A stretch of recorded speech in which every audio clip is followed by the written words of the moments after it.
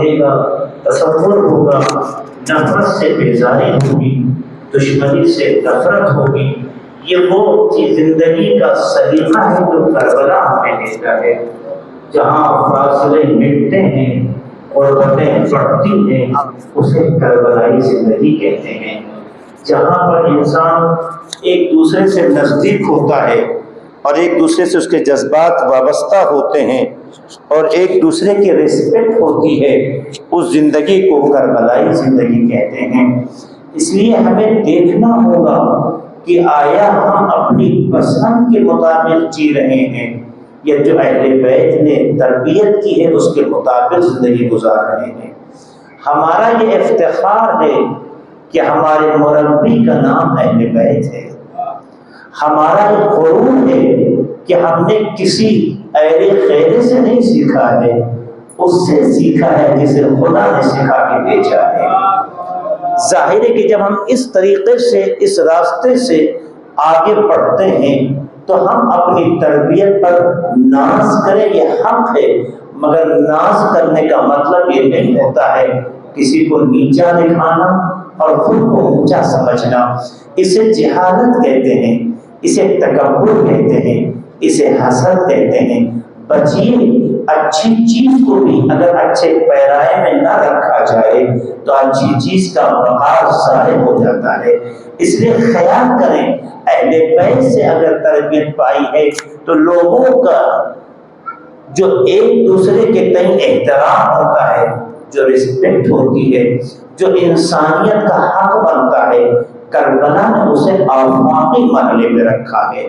ہم زندگی میں بہت کچھ کام کرتے ہیں، بہت کچھ ورک ہے جو ہماری زندگی میں ایکٹیویٹی ہے جو ہم انجام دیتے ہیں، لیکن آیا ہماری یہ ایکٹیویٹی، ہمارا یہ ورک واقعا قرآن تعین کرتا یا نہیں، اہل بیت تعین کرتے یا نہیں؟ میں نے کل کہا تھا عزاداری ہم 1384 برس سے کر رہے ہیں، ایک بار پلٹ کے دیکھنے کی ضرورت ہے۔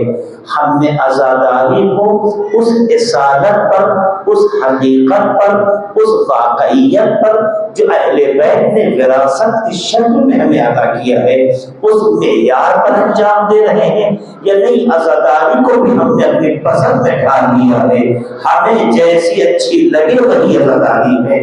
لیکن عزیزو حق تو یہ ہے ہمیں ویسی عزاداری کرنا چاہیے جیسی امام زمانہ کو پسند ہے۔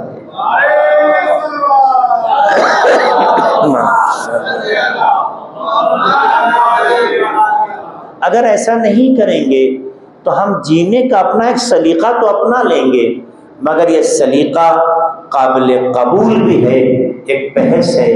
اللہ کی مرضی پہ جب عمل انجام دیتے ہیں تو اجر کے امیدوار بن جاتے ہیں، لیکن اگر اپنی پسند کے مطابق جیتے ہیں تو اللہ سے اجر کی کوئی امید نہیں ہوتی ہے۔ اس لیے ہمیں دیکھنا ہوگا، اپنے ہر عمل پر ایک بار ہمیں نظر ڈالنی ہوگی، غور و فکر کرنا ہوگا، اپنی ذہنیت کو ایک بار ایک فکر دینی ہوگی کہ ہم جس راستے پہ جا رہے ہیں یہ راستہ صحیح ہے یا غلط۔ بہت سے راستے ایسے ہیں جو لوگ اپناتے ہیں، لوگ اس لیے اپنا لیتے ہیں کہ لوگ اپنائے ہوئے ہیں، لیکن وہ راستہ حق نہیں ہوتا ہے۔ اس لیے لوگ کیا اپناتے ہیں، کس راستے پہ چلتے ہیں، یہ اہم نہیں ہے۔ جب آپ کے پاس اہل بیت جیسی معصوم ہستیاں آئیڈیا کی شکل میں موجود ہیں تو وہ دوسروں کے راستوں کو دیکھے اور پر چلے کہ جو لاوارث ہو اس کے پاس کوئی وارث نہ ہو، لیکن جس کے پاس اللہ نے آخری نبی کے بعد مولا علی سے لے کر وارث علی حضرت حجت جیسا وارث دیا ہو، جس قوم کے پاس وراثت کے اعتبار سے کبھی بھی کمی نہ ہوئی، ہر زمانے میں اس کا وارث موجود رہا ہو، تو اس قوم کو کسی اور کے راستے پہ چلنا یہ انصاف نہیں ہے۔ اس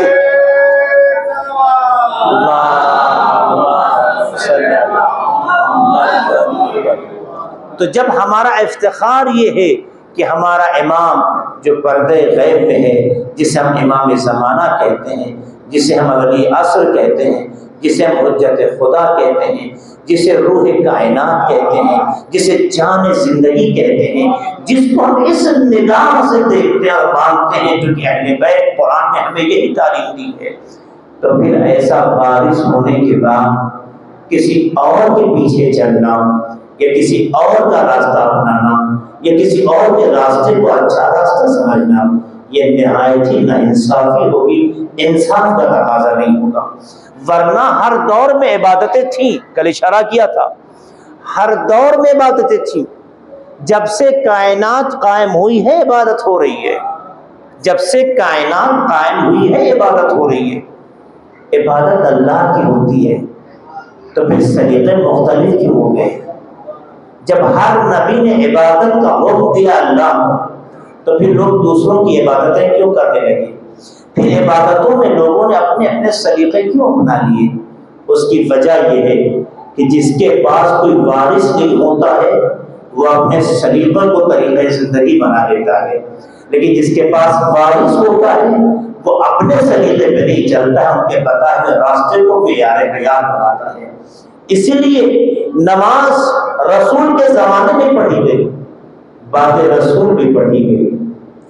ایسا نہ تھا، یزید بھی ہم نے کل کہا تھا نماز پڑھتا تھا، پڑھتا ہی نہیں تھا، پڑھاتا بھی تھا، پیش نماز تھا، حاکم اسلامی تھا، صحیح و غلط سے بحث نہیں ہے، تخت حکومت اسلامی پہ بیٹھا ہوا تھا، حاکم اسلامی تھا۔ تبھی تو شام کی جامع مسجد میں جس میں چوتھے امام نے خطبہ دیا ہے، مصلی پہ کون بیٹھا ہے؟ یزید بیٹھا ہوا ہے۔ نمازی تھے، نماز پڑھتے تھے، لیکن اس کے بعد بھی آپ نماز کو شہید کرنا افتخار سمجھ رہے تھے۔ آپ دیکھیے، عزت دین کو مارنا اپنی کامیابی سمجھ رہے تھے، تو نماز تو پڑھ رہے تھے، روزہ تو رکھ رہے تھے، حج و زکوٰۃ کو بھی ادا کر رہے تھے، لیکن اس کے باوجود بھی دین کا خون بہا رہے تھے، اس کے بعد بھی دین کا قتل کر رہے تھے، اس کے بعد بھی دین کے ساتھ جو مذاق کیا وہ تاریخ اسلام شرمندہ ہے۔ جو انہوں نے کردار پیش کیے وہ آپ کے سامنے ہیں۔ یزید کی 3 سال حکومت، جو سن 60 ہجری سے اس کی حکومت شروع ہوتی ہے، کیونکہ سن 60 ہجری میں معاویہ کی موت ہوتی ہے اور یزید کا اقتدار شروع ہوتا ہے۔ 60 سے 63 سال تک کی ہی یزید کی حکومت ہے، لیکن 3 سال میں جو اس نے فتنہ تاریخ میں طے کیا اور لکھا رقم کیا ہے، تاریخ اسلام آج بھی شرمسار ہے۔ پہلے ہی سن 61 ہجری میں اسے شہید کیا جو دین تھا، اسے شہید کیا جو وقت کا پیغمبر تھا، اسے شہید کیا جو نفس رسول تھا، ایسے وجود کو شہید کیا جس نے دین اور اسلام کو دنیا کے سامنے پیش کیا۔ 62 ہجری میں اس کا کردار آپ دیکھ لیجیے کہ خانہ کعبہ جیسی سرزمین جو مقام عام ہے، جو تمام مسلمانوں کے لیے نہیں، جو بھی اس کے حدود میں آ گیا وہ محفوظ ہے۔ امام حسین علیہ السلام نے مدینے سے کربلا کا رخ جب کیا تھا تو امام نے جو پہلا قیام کے لیے راستہ یا جگہ جو قیام کے لیے امام نے تشخیص دی تھی وہ سرزمین مکہ ہے۔ کیوں؟ تو قرآن کی آیت کہتی ہے کہ مکہ مقام عام ہے، یہ قرآن کی آیت کہتی ہے۔ ظاہر قرآن کی آیت کیا کہتی ہے اسے وارث قرآن سمجھتا ہے۔ جانتے ہیں امام کہ یہاں کوئی بھی آ جائے تو اسے غضب نہیں پہنچا سکتے، انسان تو انسان ہے، اس حدود میں جسے حرام کہتے ہیں آپ جانور کا شکار حالت احرام میں نہیں کر سکتے، آپ حالت احرام میں اپنے سر کی جو نہیں مار سکتے، کفارہ واجب ہے۔ آپ نے ایک جو مارا ادھر سے بکرا آپ کو دینا پڑ جاتا ہے۔ آپ اپنے بالوں کو اس طرح سے کنگین نہیں کر سکتے کہ بال آپ کے بچ جائیں، خود گر جائیں نہ موضوع ہے، آپ سبب بنے گرنے کا یہ کام نہیں کر سکتے۔ اگر آپ کے بدن سے آپ سبب بنے خون نکلنے کا تو خود آپ کا کفارہ ہو جاتا ہے۔ تو جس سرزمین پر حالت احرام میں آنے کے بعد انسان تو انسان ہے، چھوٹے چھوٹے کیڑے مکوڑے محفوظ رہ جاتے ہیں۔ تو سوچئے امام حسین کی تشخیص کتنی بڑی آفاقی تھی۔ امام نے مکہ کو اپنے قیام کے لیے صرف چنا نہیں تھا، بلکہ قرآن کی تفسیر کو پیش کرنے کی کوشش کی تھی کہ قرآن نے جو درس دیا ہے حسین اسی درس کو دنیا کے سامنے پیش کر رہا تھا۔ لیکن یزید نے اس سرزمین مکہ کو بھی عبداللہ ابن زبیر کے چکر میں آپ دیکھیے گولہ باری کروائی، آگ کے جو ہے شعلے پڑوائے، اس میں قتل و غارت کے راستے اپنائے گئے، چڑھائی کی گئی۔ اب مجھے بتائیے ابرہہ میں اور یزید میں کیا فرق ہے؟ خانہ کعبہ پر وہی چڑھائی کرتا ہے جو ابرہہ ہو یا فکر کا ابرہہ ہو۔ تو اپنے زمانے کا ابرہہ یزید تھا جس نے خانہ کعبہ جیسی مقدس سرزمین پہ چڑھائی کی۔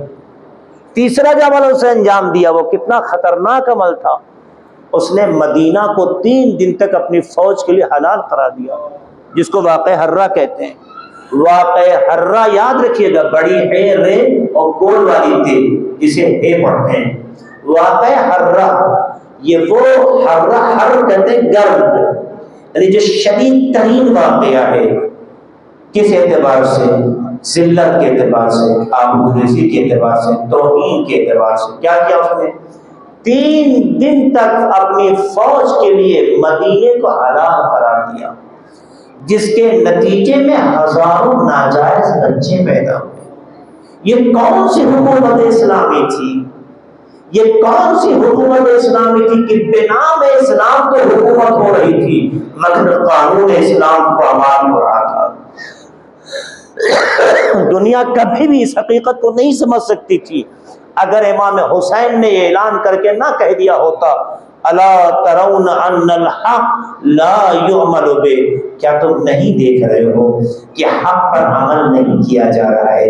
امام نے یہ ہوائی گفتگو نہیں کی تھی، یہ گراؤنڈ لیول کی ایک حقیقت تھی کہ جس کو امام بیان کر رہے تھے۔ دیکھو یہ نماز پڑھ رہا ہے، یہ روزہ رکھ رہا ہے، یہ حج کرتا ہے، یہ زکوٰۃ بھی دیتا ہوگا، ایسے امور جو ظاہر میں اسلام نے دیے ہیں انجام دے رہا ہے، اس کے باوجود بھی ایسے عمل انجام دے رہا ہے کہ جس سے اسلام بھی شرمندہ ہے، حق و حقیقت بھی شرمندہ ہے۔ یہ اس بات کا اعلان ہے کہ نماز پڑھنا کافی نہیں ہے، روزہ رکھنا کافی نہیں ہے، جب تک روح نماز روح روزہ پہ پیدا نہ ہو جائے۔ اور روح جب آئے گی کہ جب اس کی یاد کے ساتھ اعمال کو انجام دیا جائے، جس نے نماز سکھائی ہے، جس نے روزہ سکھایا ہے، جس نے حج بتایا ہے، جب تک اہل بیت علیہم السلام کا جذبہ دل میں نہیں ہوگا تو نمازیں تو ہوگی مگر بغیر نماز کا عمل ہوگا، روزے تو ہوں گے مگر روزے کی آبرو کا حال ہوگی، دین تو ہوگا مگر دین بے آبرو ہوگا، جو یزید نے انجام دیا۔ اور ایسا عمل کہ نہ پوچھے مگر کہنے کا دل کہتا ہے۔ حق اور حقیقت کو کبھی کوئی چھین نہیں سکتا۔ یزید نے اپنے تئیں جتنے ظلم کرنے سے کیے، مگر اسی واقعہ حرہ میں اس نے کہا تھا کہ پورے مدینے پہ اختیار ہے، جیسے چاہو اپنے رویے اختیار کرو، لیکن ایک گھر کی طرف پلٹ کے نہ دیکھنا، خانہ امام سجاد۔ چوتھے امام کے گھر کے لیے خصوصی آرڈر تھا، اس گھر کی طرف تم پلٹ کے نہیں دیکھو گے۔ کیا وجہ تھی؟ کیوں؟ کیا محبت پیدا ہو گئی تھی؟ نہیں، کربلا ختم کر کے اپنی حیثیت کو دیکھ چکا تھا کہ اس گھرانے نے اپنے گردنیں تو دے دی مگر اپنے بقا کو کبھی کمزور نہیں ہونے دیا۔ نتیجے میں ہماری خوشی کو ہمارے گھر میں آ کے ہم سے چھین کے لے کے چلا گیا۔ اب ایسی کوئی خطا نہ ہو جائے کہ پھر ہماری بچی کچی جو بھی عزت ہے اس کو بھی طرح تباہ کر دیا جائے۔ یہ وہ گھرانہ ہے کہ اپنے کردار کی بلندی پہ ہمارے خاندان کا فاتحہ کو جگہ دیتا ہے۔ اس لیے اس نے کہا چوتھے امام کے گھر کی طرف کوئی نگاہ نہیں ڈالے گا۔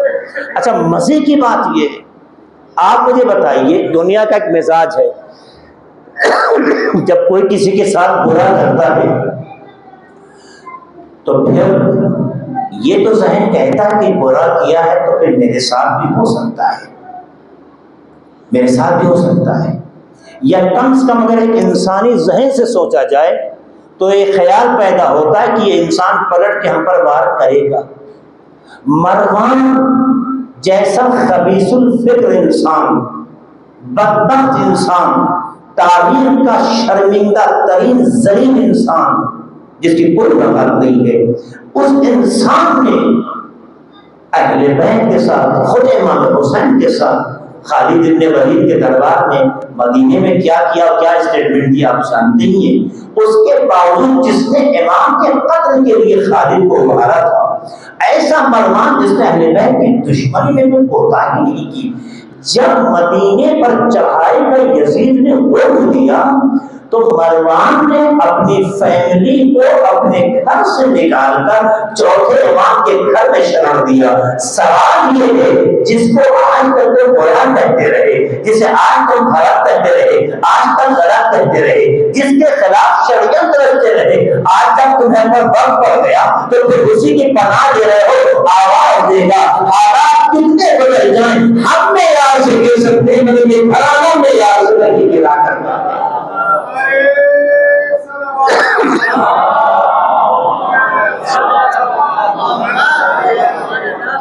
اس جملے سے ایک سبق ہمیں آپ کو ملا، آپ کے ساتھ دنیا کیسا بھی رویہ اختیار کرے لیکن آپ کا اپنا معیار نہیں گرنا چاہیے۔ امام زین العابدین علیہ السلام کے بارے میں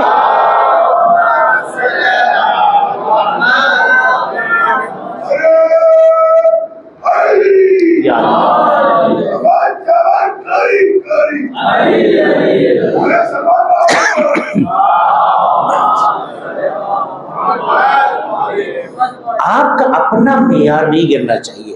آپ اپنے کو اتنا بلند رکھیں کہ دشمن بھی کہے ہم غلط ہو سکتے ہیں مگر یہ غلط نہیں ہو سکتے، اسے حسینی کہتے ہیں۔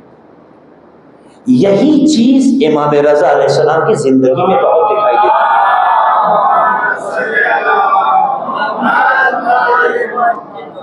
8 امام کو دیکھیے، آپ کی ٹوٹل عمر 55 سال کی ہے۔ 8 امام کی آج آپ جانتے ہیں کہ 17 صفر تھی۔ 17 صفر امام رضا علیہ السلام کی شہادت کے حوالے سے 3 تاریخوں میں سے ایک ہے۔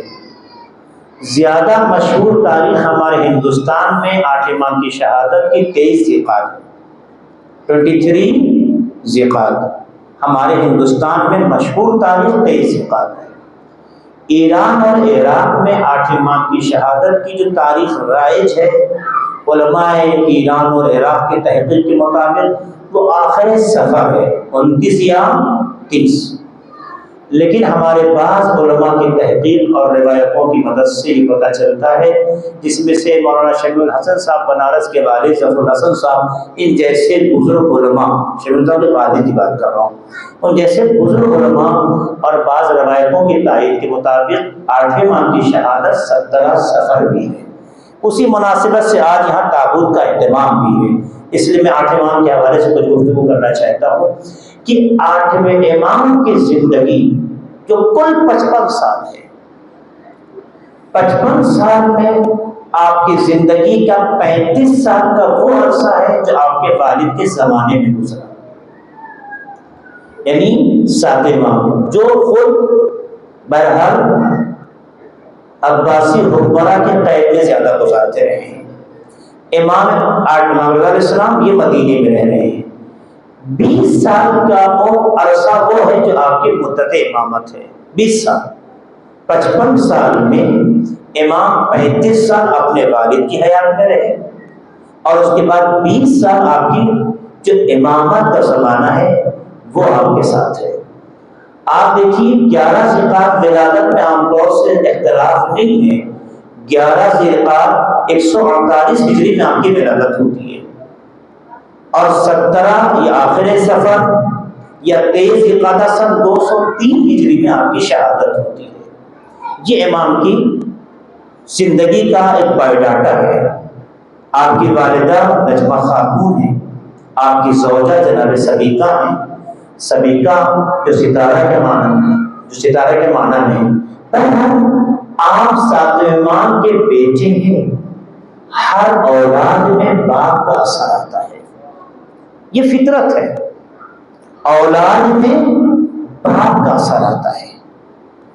ہارون رشید نے اپنے دور اقتدار میں ایک دن یہ سوچا کہ ان کی عظمت کو گھٹانے کے لیے وہ گھٹیا حرکت جو ہماری اور آپ کی زندگی میں نارمل بات ہے ان کے سامنے بھی رکھی جائے۔ نتیجے میں اس نے اپنے ہی زندان میں ایک جوان لڑکی جو زمانے کی سب سے خوبصورت تھی اسے اوریاں کر کے برہنہ کر کے زندان میں قید خانے میں ڈال دیا تھا تاکہ ساتھ میں امام کی امامت اور عظمت اور فضیلت کو گھٹا سکے۔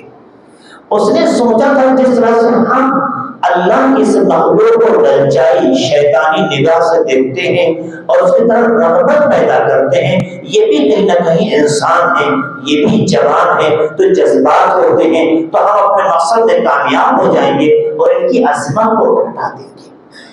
نتیجے میں اس نے بھیجا آئی کو امام قید خانے میں محل عبادت ہے، وہ ایک آدھ بار امام کے آس پاس سے گزری تو انہیں متوجہ کرے اپنی طرف۔ لیکن دیکھا یہ عجیب بات ہے، جب سجدے میں سر رکھتے ہیں تو نور بڑھتا ہے جو آسمان کی طرف جاتا ہے، اور آسمان کی بلندی سے کچھ چیزیں ہیں جو اڑتی ہوئی محسوس ہوتی ہیں۔ عجیب انسان ہے، سجدے میں سر رکھتا ہے تو زمین سے آسمان تک رابطہ قائم ہو جاتا ہے۔ یہ دیکھ کر اس کے اندر ایک کیفیت محسوس ہوئی جو آئی تھی امام کو گمراہ کرنے کے لیے، وہ امام کے پیچھے امام کے روش میں چلنے لگی۔ اس نے بھی آگے سجدے میں سر رکھ دیا، جیسے عبادت امام کر رہے تھے کرنے لگی۔ داروغ زندان نے خبر دی کہ جسے گمراہ کرنے کے لیے بھیجا تھا وہ تو خود ہی ان کی مرغی بن گئی ہے۔ تو یہ بندہ حاکم وقت پریشان ہو جاتا ہے، اسے بلایا جاتا ہے۔ روایت کے دو جملے ہیں، یا اسے قتل کر دیا گیا ہے یا اسے بہت دور بھیج دیا گیا ہے تاکہ اس کے ذریعے سے صادق امام کی فضیلت کا بتانا چاہے۔ تو میں اتنا کہنا چاہوں گا کہ دنیا کی شیطانی نگاہوں نے جو وقت کے امام کو اپنی نگاہ سے دیکھ کر یہ سوچا تھا کہ فضیلت امامت میں کمی ڈال دیں گے، تو بجائے کمی ڈالنے کے وہ بھی امام کی محبت ہوتی بن گئی ہے۔ تو عزیزوں، جس کے باپ کا کردار اتنا بلند ہو کہ گمراہ کو ہدایت دے کر اپنے راستے پہ لگا دے، تو اس کا بیٹا ہی رضا کس منزل پر ہوگا؟ ایک سلام پڑھتے محمد والے محمد پر۔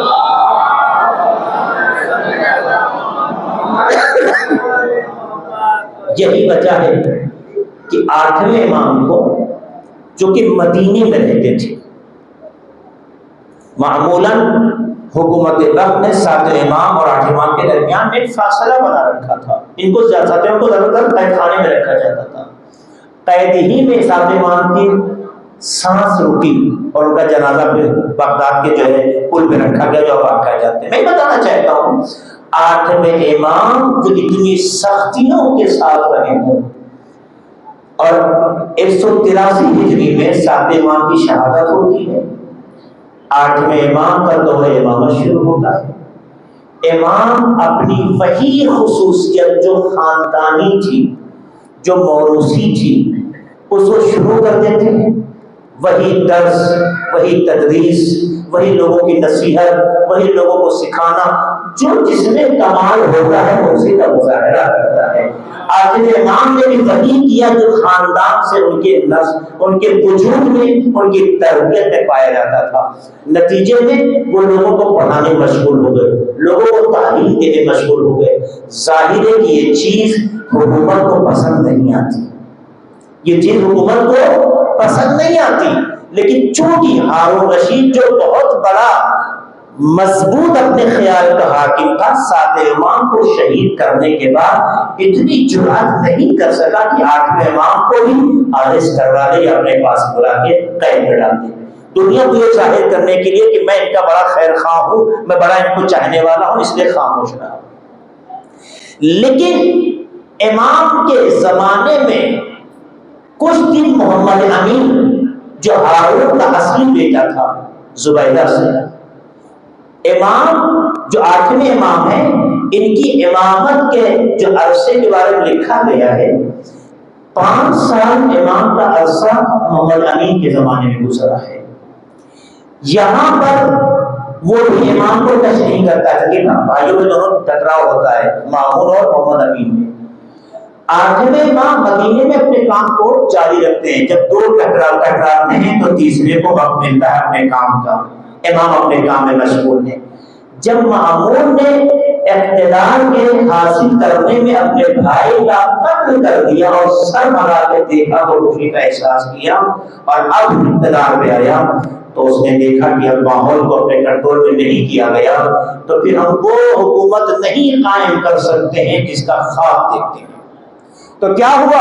اقتدار آپ کے پاس ہے، لشکر آپ کے پاس ہے، لوگ آپ کے پیچھے ہیں، چاہے چاہ کر چاہے ڈر کے ذریعے سے۔ کہتا نہیں، سب کچھ ہو، جب تک علی رضا امام علی رضا ہمارے ساتھ نہیں ہوں گے ہمیں اطمینان نہیں ہے کہ ہم اپنی حکومت پر قائم ہیں۔ کیا وجہ ہے؟ کہ دنیا کے اعتماد کو لینے کے لیے وہ بہت سے لوگ جو ان کے چاہنے والے ہیں ان کو اپنے ساتھ کرنے کے لیے، یا بہت سے لوگ جو عقیدت مند تو ہیں مگر ان کے دماغ میں معرفت نہیں ہے، انہیں ان سے دور کرنے کے لیے ضروری ہے کہ انہیں اپنے ساتھ کیا جائے۔ دو فائدہ ہوگا، ایک فائدہ یہ ہوگا کہ جو ان کے چاہنے والے ہیں وہ ہمارے ساتھ ہو جائیں گے چونکہ یہ ہمارے ساتھ ہیں، اور جو ان کی معرفت نہیں رکھتے ہیں مگر محبت کا اظہار کرتے ہیں ان کی صورتحال یہ ہوگی کہ ان کے خلاف ہو جائیں گے۔ غیر کہ اپنے دشمن بھی سمجھتا ہے کہ اگر کوئی معرفت نہ رکھے تو کتنی ہی محبت کا دعویٰ کیوں نہ کرے، اگر مقام امتحان میں آ جائے تو امام کے عمل کو غلط کہے گا تو صحیح مانے گا۔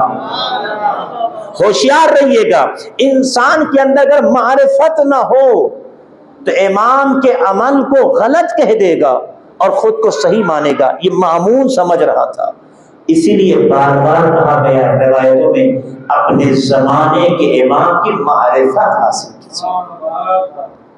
مکتب میں بچوں کو 14 معصومین کے انعام یاد دلا دینا اچھی بات ہے، کافی نہیں ہے۔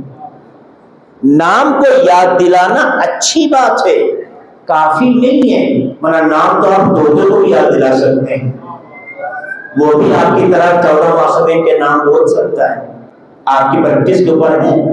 تو نام کو یاد دلانے سے یقیناً اپنے اثرات ہیں پر کافی نہیں ہے، ضرورت ہے کہ نام سے کہیں زیادہ ان کی معرفت حاصل کریں۔ جب آپ امام مان لیں تو ان کے فیصلے کو الہی حکم سمجھیں، الہی ارادہ سمجھیں۔ امام جب مان چکے، امام ماننے کے بعد تبصرے کا حق نہیں ہے، امام ماننے کے بعد ان کے فیصلے پر انگلی اٹھانے کا حق یہ امام کی بات کرو، چونکہ امام حجت الہی ہوتا ہے، امام معصوم ہوتا ہے۔ تو جب وہ حجت الہی ہو، جب وہ معصوم ہو تو اس کے فیصلے کے بعد آپ یہ کہنے لگے کہ نہیں صاحب یہ تو غلط ہے، جیسے کہ مامون نے کیا۔ 8ویں امام کو مدینے سے مرد بلایا، مرد بلانے کے بعد 2 مقصد تھا، ایک تو عام مومنین سے، عام ملنے والوں سے امام کے رابطے کو قطع کرنا، ایک تو یہ بیسک فلسفہ تھا۔ دوسرا یہ کہ امام کی ایکٹیویٹی کو اپنی نظر میں رکھنا۔ یہی وجہ تھی کہ اس سے زیادہ امام کو کنٹرول کرنے کے لیے اس نے اپنی بیٹی سے شادی کی بھی پیشنہاد کی، تاکہ ان کے گھر کے حالات کو بہتر طریقے سے سمجھا جائے۔ پتہ چلا کہ کچھ لوگ اپنی بیٹیاں اس گھر میں اس لیے بھیجتے ہیں تاکہ گھر کے حالات کی خبر ہمیں ملتی رہے۔ ایک سلوات پڑھو محمد وآل محمد پر۔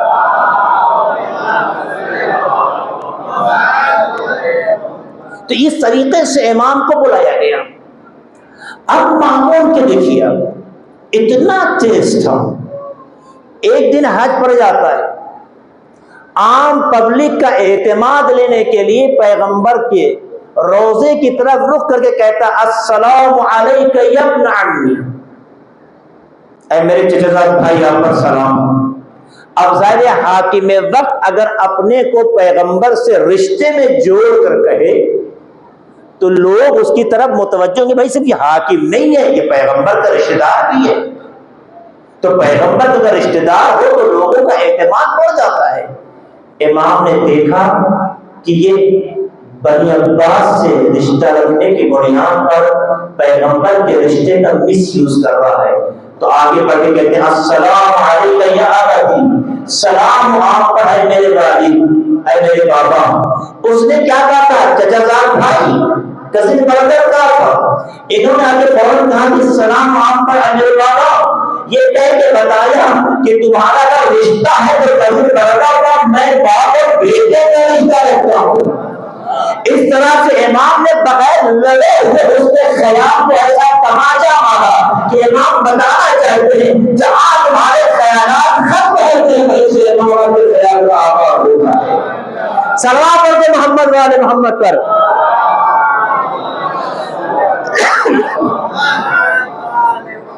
اور اس کے بعد مامون نے مرد میں لانے کے بعد چاہا کہ کسی بھی طریقے سے دنیا کے سامنے یہ ثابت کرے کہ میں بہت پڑھا لکھا ہوں۔ کچھ لوگ اپنے کو بہت پڑھا لکھا ثابت کرنے کے لیے کبھی کبھی ایسا ماحول بناتے ہیں کہ جس سے لگے کہ صاحب ان کو علم سے کتنا جو ہے وابستگی ہے، دوستی ہے، محبت ہے۔ یہ اس طرح کے ماحول ہر زمانے میں رہے، لیکن مورخین لکھتے ہیں، ایکسپرٹ لکھتے ہیں کہ اصل میں مامون کا مقصد یہ نہیں تھا۔ مامون کا مقصد یہ تھا کہ حلقہ علم جب ہم قائم کریں گے، دائر کریں گے اور لوگ مختلف مذہب کے اکٹھا ہوں گے تو اہل بیت کا دعویٰ یہ ہے کہ سوال کوئی بھی ہو ہمارے پاس جواب موجود ہے۔ تو جب مختلف افکار، مختلف نظریات، مختلف خیال کے لوگ اپنی بات پیش کریں گے تو ان کے پاس کہنے کا جواب کہیں نہ کہیں تو یہاں پہ وہ کمزور پڑ جائیں گے اور نتیجے میں ان کی جو فضیلت ہے وہ کہیں نہ کہیں گھٹ جائے گی۔ تو حقیقت میں جو اس نے حلقہ علم دائر کیا تھا اس کا مقصد تو کہ امام کی عمر کتنی ہے؟ آپ دیکھیے امام کی عمر زیادہ نہیں ہے، 40 سے 45 سال ہے، 45 سے 47 سال کے درمیان ہے۔ امام کی زیادہ عمر نہیں جس وقت مامون نے ان کو اپنی طرف بلانا چاہے۔ کہتے ہیں کہ امام کو بلایا ہے اور بلانے کے بعد چاہا ہے کہ امام کی جو فضیلت ہے اس کے گھٹانے کے لیے کوئی نہ کوئی راستہ تو نکل آئے گا، کیونکہ ہم دربار میں مختلف موضوعات کے ماہرین، مختلف مذہب کے جو علماء، ان سب کو بلائیں گے تاکہ حلقہ علمی جو ہے قائم ہو اور اس میں آنے کے بعد سوالات کا سلسلہ ہو اور اس میں دیکھتے ہیں کہ جواب دے پاتے نہیں دے پاتے ہیں۔ خود مامون نے اعتراف کیا ہے کہ جب کئی جلسے اس طرح کے ہو گئے تو خدا کی قسم اللہ بہتر جانتا ہے کہ اپنی رسالت کہاں رکھے، کیونکہ جہاں فضیلت ہوتی ہے وہیں اہل بیت ہوتے ہیں۔ اس خاندان سے ان کی فضیلتوں کو وہ چھین نہیں سکتا نہ کم کر سکتا ہے۔ اسی لیے کہتے ہیں عربی میں مقولہ ہے الفضل ما شہدت به الاعداء، فضیلت وہ ہے جس کی گواہی دشمن دے۔ عزیزو ہمارے گھر والے اگر ہماری تعریف کرنے لگے تو کوئی بڑی بات نہیں ہے، ہمارے چاہنے والے اگر ہماری تعریف کریں تو کوئی بڑی بات نہیں ہے، اگر ہم سے محبت رکھنے والے ہماری تعریف کریں تو کوئی بڑی بات نہیں ہے۔ کہتے ہیں کون اپنے ذہن کو بڑا کہتا ہے، سبھی اپنے کو اچھا کہتے ہیں، لیکن اگر کسی میں کمال ہے اور دشمن کا ہمیشہ مقصد ہوتا ہے جس سے دشمنی کرتا ہے اس کے انسلٹ کرے، اسے نیچا دکھائے، لیکن وہ نیچا نہ دکھا کر اس کی تعریف کرنے لگے تو اس کا مطلب واقعہ اس میں کمال پایا جاتا ہے۔ یہی تو وجہ ہے کہ امام علی علیہ السلام کی دشمنی میں جتنی بھی فضیلتوں کو کم کرنے کی کوشش کی گئی مگر دشمن لکھنے پہ مجبور ہو گئے۔ علی کے اتنے کمالات ہیں کہ کم کرنے کے بعد بھی ان سے قابل مقایسہ نہیں ہے۔ صلوات پڑھتے محمد والے محمد پر۔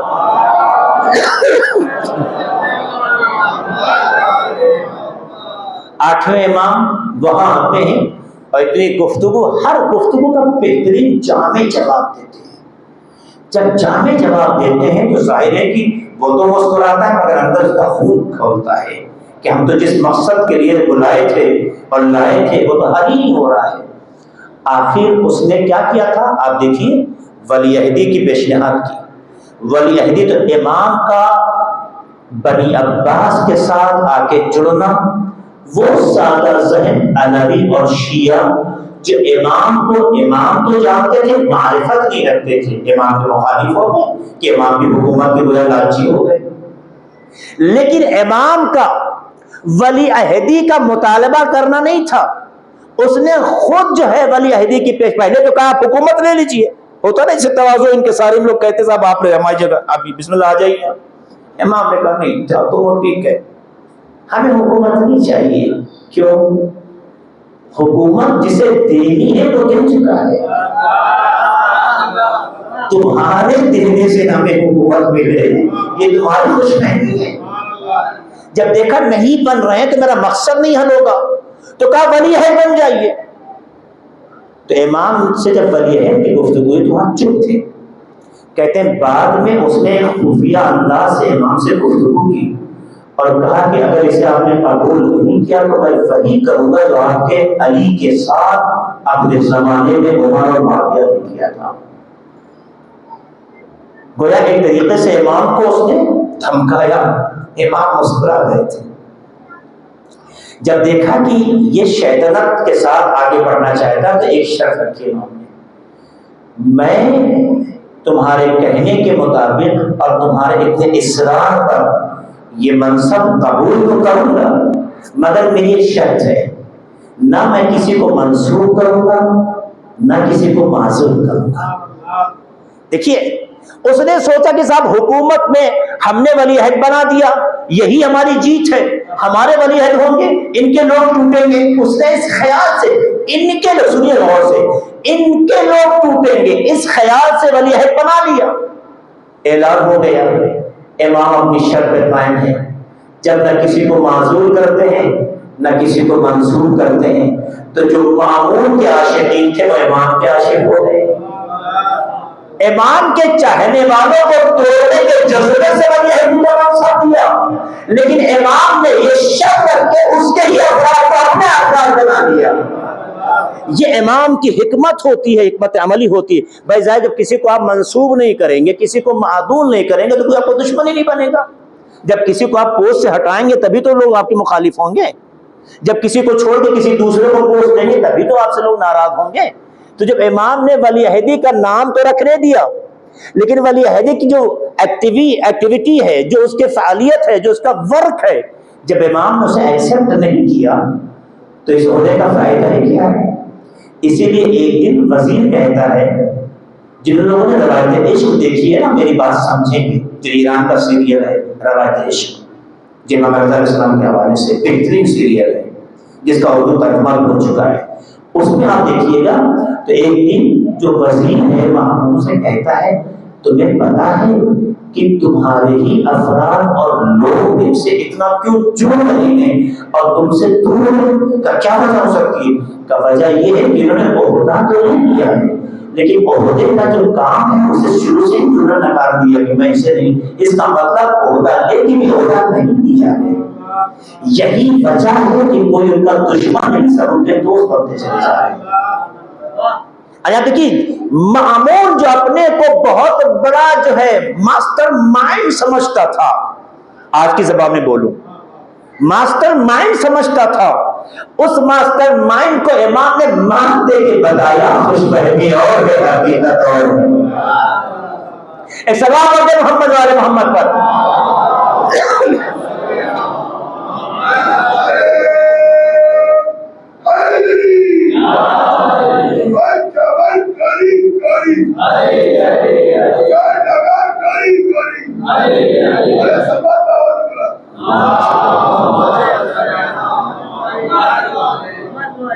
لیکن ایک جملہ ہوں کیا کہنا چاہتا ہوں، ولی عہدی کا منصب مامون کا امام رضا علیہ السلام کو زبردستی دینا اور امام کو قبول کرنے پر مجبور کرنے کے حالات فراہم کرنا، یہ اس بات کی علامت ہے امامت منصب کے پیچھے نہیں دوڑ گے، منصب امامت کے پیچھے آتا ہے۔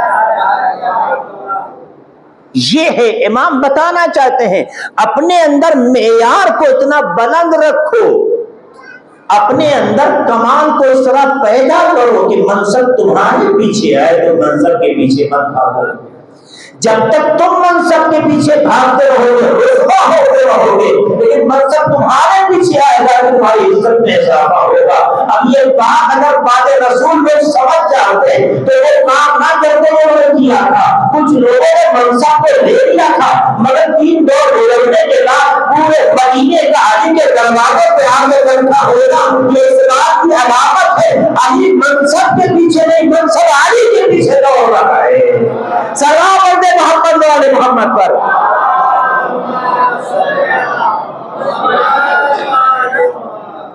یہ ہے امامت، وہ پہلا علی ہے اور یہ وقت کا علی ہے۔ علی میں علی کے ہی اثرات ہوتے ہیں، اس لیے امام رضا علیہ السلام نے بھی اپنے کمالات سے بھی دشمن کے گھر پہ رہ کر وہ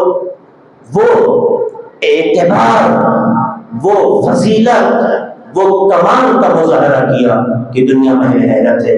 ورنہ لوگ تو جب کسی حاکم کے درمیان جاتے ہیں تو ایسا سر جھکا کے رہتے ہیں کہ نہیں صاحب اب حاکم کو کوئی چیز بری نہ لگے۔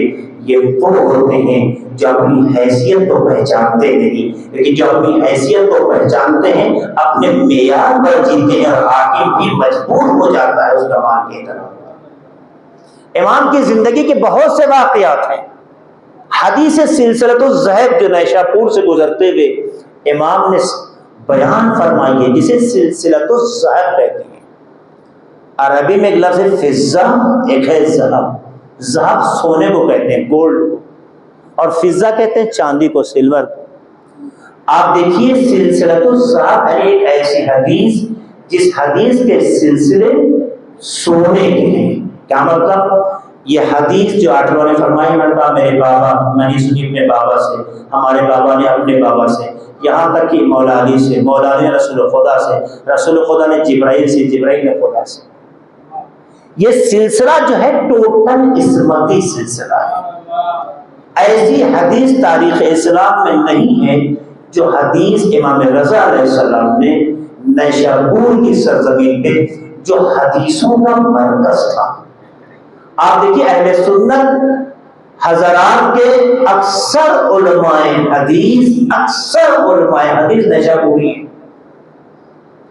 اور کیجیے آپ، علماء اہل سنت کے اکثر محدثین نیشاپور ہیں۔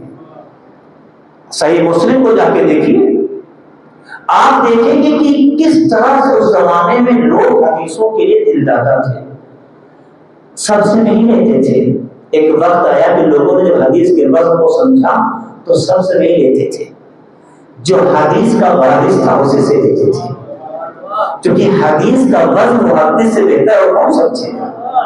اس لیے جب نیشاپور میں آئے تو نیشاپور میں شیعوں کی تعداد بڑی محدود تھی، اکثر اہل سنت تھے۔ آج بھی نیشاپور میں اکثر اہل سنت کی ہے، اکثر اہل سنت تھے، مگر پڑھا لکھا طبقہ تھا۔ پڑھا لکھا طبقہ تشنا ہوتا ہے۔ اس لیے جب امام نیشاپور میں جب گزر رہے تھے وہاں کے لیے مدینے سے، تو نیشاپور میں ایک تو نہیں ہزاروں کا مجمع آکے امام کے اونٹ کے چاروں طرف اکٹھا تھا اور یہی بار بار کہہ رہا تھا یبن رسول اللہ، اے فرزند رسول خدا، کچھ بیان فرمائیے، کچھ ہمیں عطا کیجیے۔ تو آپ نے حدیث سے وہی ارشاد فرمائی تھی، کلمۃ لا الہ الا اللہ، اس کی کہ کلمہ لا الہ الا اللہ میرا مضبوط قلعہ ہے، فمن دخل رسلی اغلا فی عذابی، اور جو میرے اس مضبوط قلعے میں داخل ہوا وہ میرے عذاب سے محفوظ رہے گا۔ پھر امام نے محفل میں سر کر لیا، لوگ کہنے لگے اب بھی بتائیے، لوگ کاغذ قلم لیے پیچھے دوڑ رہے تھے، ہزاروں کی تعداد میں۔ اس کا مطلب یہ ہے کہ اگر کوئی وارث علم آ جائے اور لوگ تشنگان علم ہو تو علم کو حاصل کرنے کے لیے اس کا مذہب نہیں معیار دیکھا کرتے ہیں اور اس کے پیچھے دوڑا کرتے ہیں۔ امام نے بھی اس کے بعد کے سوال پڑھا تو محفل سے سر باہر نکالا اور ایک جملہ کہا، ولیکن من شرطھا و شروطھا وانا من شروطھا، اگر اس عذاب سے بچنا چاہتے ہو تو اس کا ایک راستہ ہے، اور اگر اس مضبوط قلعے میں داخل ہونا چاہتے ہو تو ایک واحد راستہ ہے، وہ راستہ ہم اہل بیت اللہ کے مضبوط گلے میں داخل ہو جاؤ گے۔ اس جملے کا مطلب یہ ہوتا ہے توحید کا قلعہ بنتا ہی نہیں ہے، اور اگر بن جاتا ہے تو اس میں داخلہ اسی کو ملتا ہے جو ہدایت سے منسلک ہو جاتا ہے۔ صلوات محمد والے محمد پر۔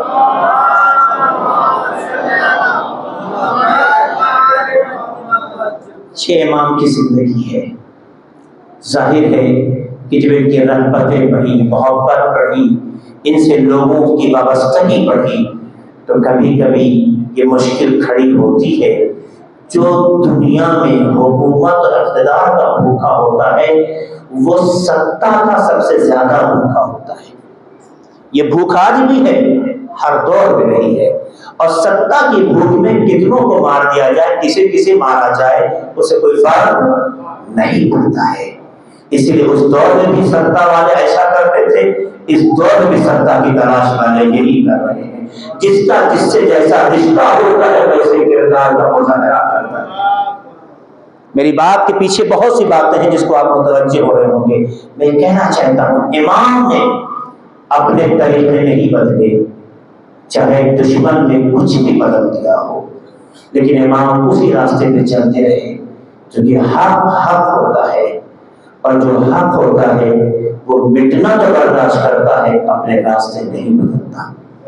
اگر آپ بھی حق پر ہیں اور اپنے کو حق پر سمجھتے ہیں تو عہد کر لیجئے مٹ جائیں گے مگر کبھی باطل راستے میں نہیں چلیں گے۔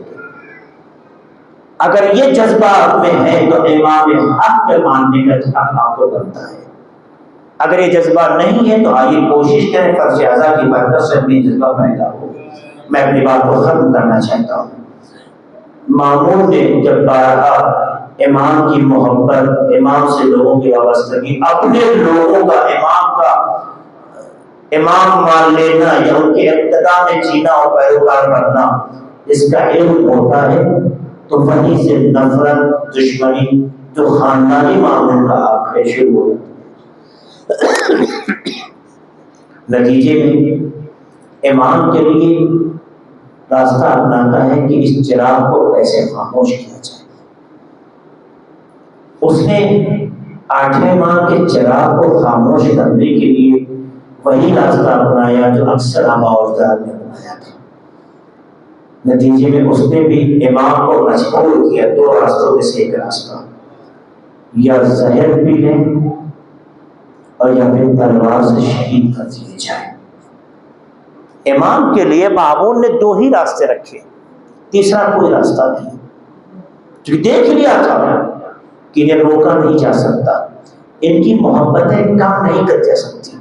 حکومت نہیں ہے، غور کیجیے گا چیزوں، ایسا نہیں ہے حکومت ملے تو محبت ہوتی ہے، ایسا نہیں ہے حکومت ملے تو لوگ جڑتے ہیں۔ یہ وہ لوگ ہیں جو سیاسی مفاد کی تلاش میں ہوتے ہیں، چند دنوں کے ساتھی ہوتے ہیں، لیکن جو کسی کے کردار سے متاثر ہو کے جوڑتا ہے وہ مرتے دم تک، آخری سانس تک وفادار بن جاتا ہے۔ اسی لیے امام کے ساتھ چاہنے والوں کی تعداد کثرت سے بڑھنے لگی۔ نماز عید کا واقعہ آپ کے سامنے ہے۔ نتیجے میں ایک وقت آتا ہے